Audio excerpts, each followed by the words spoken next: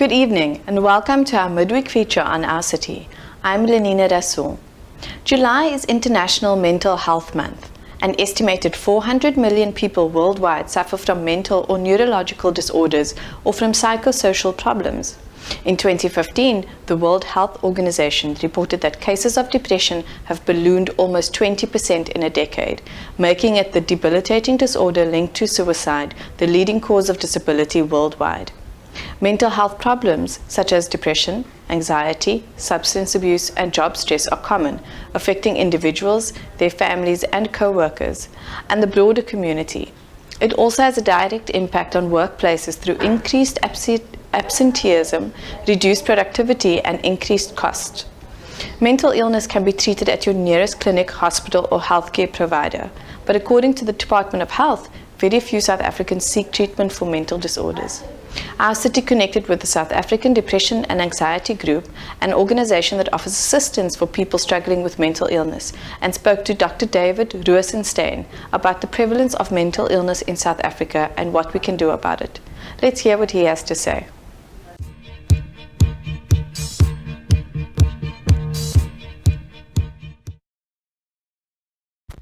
Good afternoon. I'm Babalo Qhuma for our city, and with me I have Dr. David Rosenstein, who is from the South African Depression and Anxiety Group.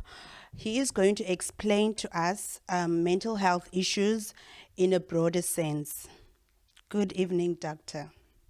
Can you please explain mental issues in a broader sense and how prevalent it is? Yeah, mental health issues or mental health is quite a broad area. So prevalence would range depending on what we're looking at. There are a number of conditions that we'd be interested in as psychologists or therapists or other mental health care providers. So we would divide mental health care into different categories. I focus a lot on mental illnesses, so that would be depression or bipolar disorder, obsessive compulsive disorder, etc. And in each of those we have a different kind of prevalence. But as a whole, we know that a fairly large proportion of the population, even of South Africa, will suffer from a psychological condition within their total lifespan. And we don't have very detailed statistics on that. But if we compare it to overseas, some of the overseas evidence and research, it could be up to not quite a third, but a large proportion of individuals during their entire lifetime will suffer from some kind of mental health difficulty or challenge.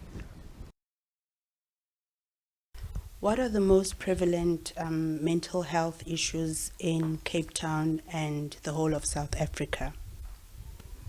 So the most prevalent conditions, there was a study done called the SASH study, which is the Stress and Health Study of South Africa, or the South African Stress and Health Study.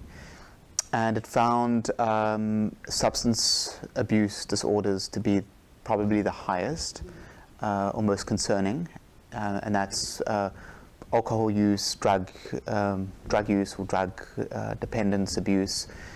And following that were post-traumatic stress disorder, and then social anxiety disorder as well.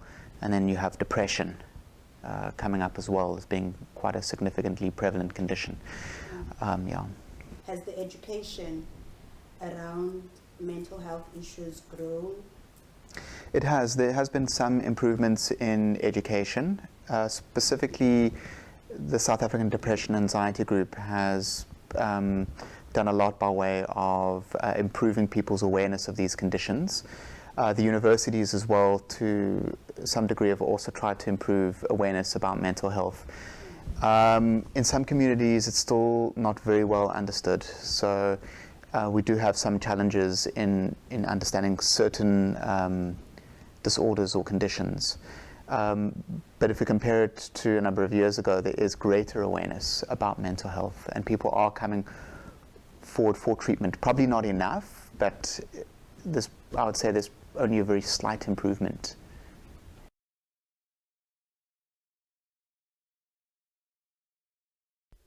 What are the major barriers to people seeking help? Some of the barriers are actually access to adequate mental health treatment, and that can make it really difficult for people to seek help and to know that there is treatment out there for their conditions. So some people don't know they may even be suffering with a mental health problem. And that's another barrier as well, is actually education and knowledge that you maybe have a particular disorder. So that's kind of where it starts. And that may be a broader sort of social awareness about, that you may be suffering with maybe depression or obsessive compulsive disorder. There are certain conditions where some people are not aware that it has a functional effect in their life. Yeah, and then other barriers are probably the stigma as well, that if a person goes for treatment, that they may be seen by other family members or a broader community as potentially being weak, or and also just the label that it can carry as well, and being judged on that. Okay, so can you please dwell a bit deeper into specific issues such as depression, suicide, and bipolar disorder? So just exploring those three conditions, depression, suicide, and bipolar disorder.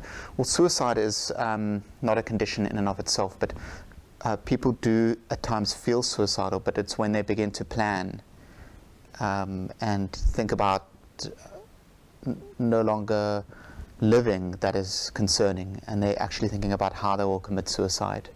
Becomes quite problematic. Suicide is often a result of feeling quite hopeless. There could be other reasons why a person becomes suicidal, and individuals who are suffering from depression or bipolar mood disorder have a higher chance or higher likelihood of potentially committing suicide. Depression is fairly common. There's believed to be an increase in its prevalence, or increase in people actually coming forward with depression. And depression is really more than just feeling down or sad. It's withdrawal from friends, from your work. It's doing less, it's demotivation. A person also can present with a number of physical complaints, where it could be depression, aches, pains in the body, a difficulty getting up in the morning, a sense of what we call lethargy, which I kind of have mentioned, that low energy and disinterest, and a loss of pleasure in things they used to enjoy doing, or a loss of interest in things that they used to enjoy doing as well. And that would broadly qualify as depression. There are other specific characteristics that we'd look at, like how long a person's been feeling that way before a diagnosis would be made. But depression, the difficulty is if a person's been suffering for a long time and they feel like they don't have adequate help, even from family members, it can be a very lonely place for that person, and they are at risk of developing more suicidal thinking and potentially suicide itself. Bipolar is different to depression. It kind of is seen as also a mood disorder, so disorder of a person's mood, where the person, like broadly speaking, may suffer from depression but also have what we call a manic or a hypomanic episode. So what happens is a person feels quite depressed, but then they have this experience where their mood rapidly changes. They have racing thoughts, they struggle to sleep, they may feel extremely happy, or what we call euphoric, very excitable, incredibly talkative. We say they have a flight of ideas, so their ideas are racing in their mind. And their behavior is very not of what you would normally expect from them. So they may buy things and shop, and what they would normally not do, take risks that get them into trouble. That would all kind of be certain features of a manic episode, and that lasts for a couple days.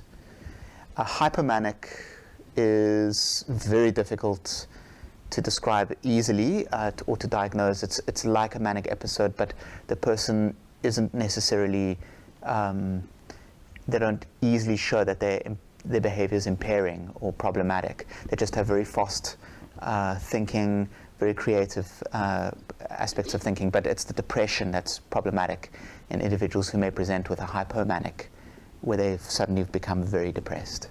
If you suffer from depression or bipolar disorder. What I'd like to know is, you go through therapy or treatment, some sort of treatment. Is it curable, or you have to be on medication for the rest of your life? So, yeah, that's a very big question. So, we're quite careful around this idea of cure. I mean, cure comes from a medical way of looking at bipolar mood disorder and depression, and that it is important to look at it because these are brain disorders largely. In fact, most psychological conditions have a brain aspect to them.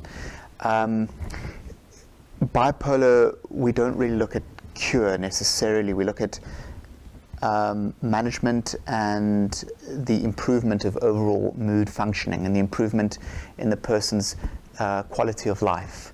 So why we can't necessarily say cure is because if a person isn't taking care of themselves and they may not be taking their medication correctly, they could have another episode of either depression or this mania. Whether a person needs to be on medication for their whole life is debatable when it comes to conditions such as major depressive disorder. There is research that shows that if a person has adequate psychological therapy, like for example cognitive therapy for depression, they don't necessarily have to be on medication their whole lives. But they may require medication.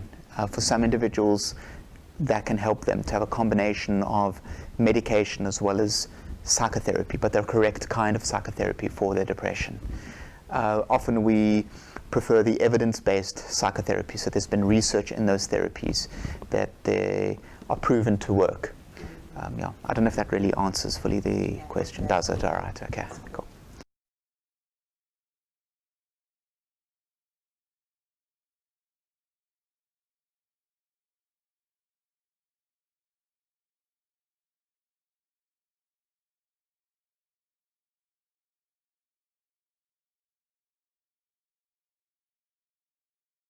What are a few important things they should know? Example, when to seek help and where they can seek help. So where a person should consider seeking help is if there's been quite a big change in their behavior. And this may be seen probably less likely by the individual, but possibly picked up by family members. So the person's not engaging in their activities the way they used to, their hobbies, their interests, maybe their friendships. They're withdrawing from people in their life. Those are often signs of a number of mental health conditions, is a change in a person's overall functioning. It doesn't mean a person has something, but that can be a sign, one sign. Another sign is the person's less engaging, they're more introspective, they're kind of turned inwards, they're not really reaching out as much, they're not as communicative, they're not talking as much with family members and friends. That's also another potential warning sign. Things like, as well, emotionally, irritability, they're more snappy, they seem kind of quite low, and maybe their mood has changed, or they're worrying a lot more, much more often. I mean, we all worry, but they're worrying much, much more. Those as well would be potential indicators that a person may need help. For us, the biggest sort of red flag would be a change in the person's overall functioning, either at work, with family members, or people in the person's life, or with their daily activities, hobbies and interests. If there's an impairment, dysfunctioning, they're not being able to do those things well, or there are problems arising in their life in those three areas broadly, for a psychologist or a mental health care provider, those would be the flags that we would look at in terms of a person potentially being in need of help. We would also like to explore what people can do to address this issue. So getting hold of good NGOs like SADAG, they do great work. Get information. So if you're unsure of something, make contact with organizations such as SADAG. You can get their pamphlets, which provide you with some basic information. You can get more information. I'd caution people going online and Googling. Dr. Google's potentially problematic. You can find the worst out there on Google. So rather get it from a professional. You can even speak to your GP or your family doctor. Will know that's a first port of call with mental health. They often can give you some good information and resources. Otherwise, making contact with your clinic, your mental health care provider. Privately, it's more easy sometimes than in a government setting, but there you can. Sometimes you have to wait. But getting information, equipping yourself with knowledge is really, really useful, because sometimes you can be unsure about what's going on. So try to get as much resources as you can. And I know SADAG has a tremendous amount of resources to provide people on all kinds of mental health difficulties or problems. Yeah. Okay, thank you very much, Dr. David, for the info. It's a pleasure. It was good to be on the show. I hope this helps some people out there.